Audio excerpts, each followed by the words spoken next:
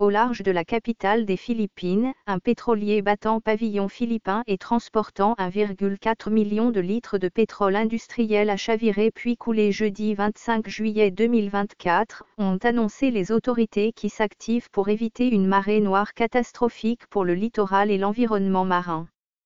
Un membre d'équipage du Mont Terra Nova est décédé lorsque le navire a chaviré, à environ 7 km de la ville de Limay, située au niveau de la baie de Manille, en face de la capitale des Philippines alors qu'il naviguait vers la ville centrale d'Iloilo. Le secrétaire d'État au transport, Jem Bautista, avait fait savoir que 16 des 17 membres d'équipage avaient été secourus, mais que l'un d'eux était porté disparu.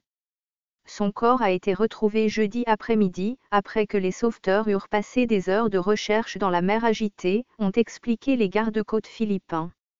Ce naufrage a lieu alors que de fortes pluies, amplifiées par le typhon Gaemi et la mousson saisonnière, se sont abattues sur Manille et les régions avoisinantes ces derniers jours.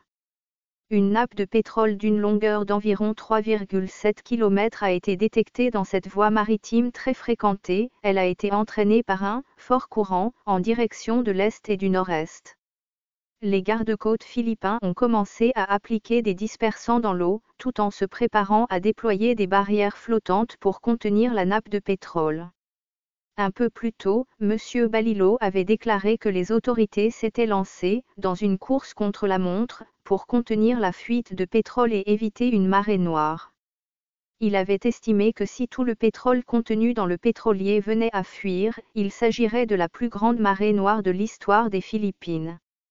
Il y a un grand risque que Manille soit touchée, même le littoral de Manille, si le carburant fuit, parce qu'il se trouve dans la baie de Manille, a-t-il averti. Cela affectera à coup sûr l'environnement marin, a-t-il encore prévenu, qualifiant d'énorme le volume de pétrole transporté par le tanker.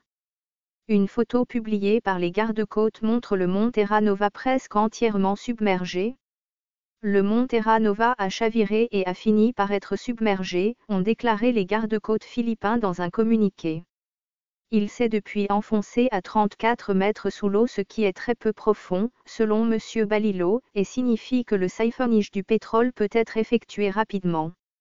Le commandant des gardes-côtes, l'amiral Ronnie Gavant, a déclaré qu'il s'était fixé un objectif de 7 jours pour achever le siphonnage. Des milliers de pêcheurs et de tour opérateurs dépendent des eaux philippines pour leurs activités de pêche et de tourisme. Pour le chef d'un groupe de pêcheurs locaux, ce déversement est vraiment alarmant.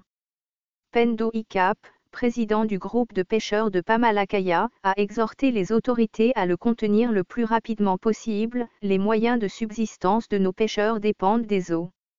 Ils n'ont pas d'alternative, a-t-il dit à l'AFP. L'une des pires marées noires aux Philippines s'est produite en février 2023, lorsqu'un pétrolier transportant 800 000 litres de fioul industriel a coulé au large de l'île centrale de Mindoro, au sud de la capitale. Une enquête sur les causes de ce naufrage a été ouverte. Aucun signal public d'alerte de tempête n'ayant été déclenché lorsque le mont Terra Nova a appareillé, le pétrolier n'a donc pas enfreint les règles et réglementations relatives à la navigation par gros temps, a déclaré le porte-parole des gardes-côtes philippins, le contre-amiral Armando Balilo, dans un communiqué.